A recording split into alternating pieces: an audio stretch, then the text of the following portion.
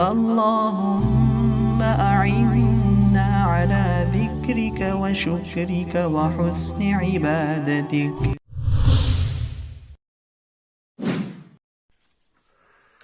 حامد و مصلی اما بعد، یہ احقر کی کتاب عربی میں مہارت کے طریقے کا سلسلہ نمبر 8 ہے۔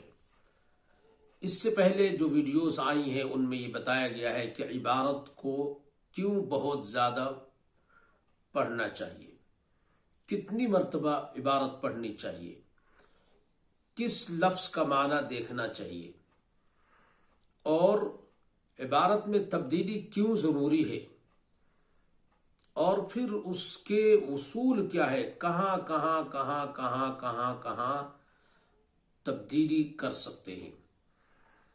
آج کی ویڈیو میں آپ کو عملی نمونے پیش کروں گا، عملی طور پر تبدیلی کر کے بتاؤں گا۔ پہلے عبارت سنیں۔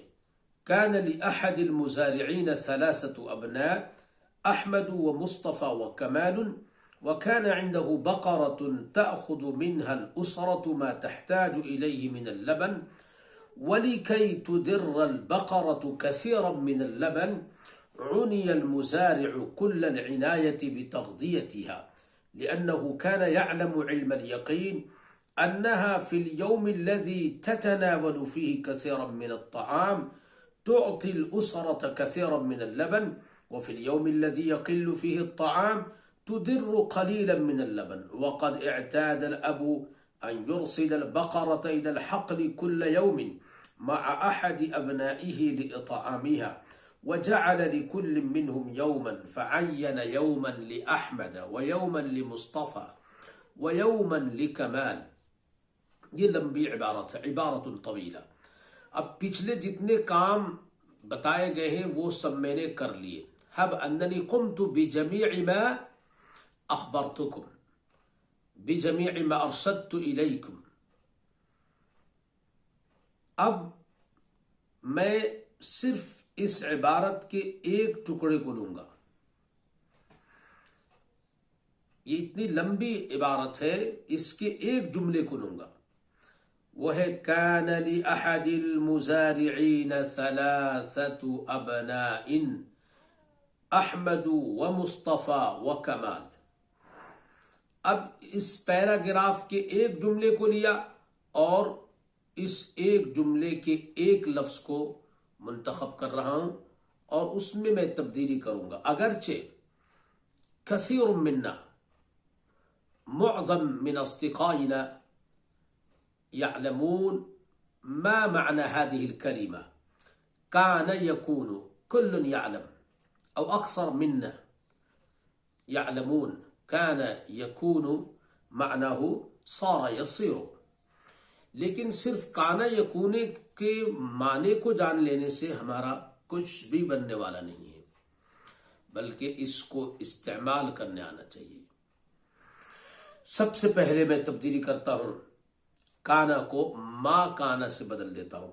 ما كان لأحد المزارعين 3 أبناء، لم يكن لأحد المزارعين 3 أبناء، لا يكون لأحد المزارعين 3 أبناء، ليكن لأحد المزارعين 3 أبناء، لا يكن لأحد المزارعين 3 أبناء، يكون لأحد المزارعين 3 أبناء، ليكونن لأحد المزارعين 3 أبناء، لن يكون لأحد المزارعين 3 أبناء۔ تو اس کانا جو ایک فعل ہے، اس لمبے پیراگراف کے ایک چھوٹے سے جملے کا ایک ٹکڑا ہے، اس کو میں نے دوسرے افعال میں تبدیل کر دیا۔ اس کی وجہ سے مجھے 1 2 3 4 5 6 7 8 جملے مل گئے۔ اس کے بعد میں نے احد کے لفظ کو استعمال کیا۔ احد کا لفظ، اذا قلت لأحد تعلم معنى احد لن يرضى بشكل ولا آخر، لابد ان يرد، وہ رد کر دے گا میری بات کہ احد کا معنی بھی سیکھنا ہے، یہ بھی کوئی سیکھنے کا لفظ ہے۔ لیکن حقیقت یہ ہے کہ لابد لنا ان نتعلم کیف نستخدم کلمت احد، کہ کلمت احد کو، احد کے لفظ کو ہم استعمال کیسے کریں. هذا ما نحتاج الیہ ان نتعلم، هذا ما نحتاج، اس کے استعمال کو سیکھنا ہے، اگرچہ معنی ہمیں معلوم ہے. اب میں نے اس کا استعمال شروع کیا، میں نے اس کے احد المزارعین کا جو مضاف الیہ ہے اس کو میں نے بدل دیا،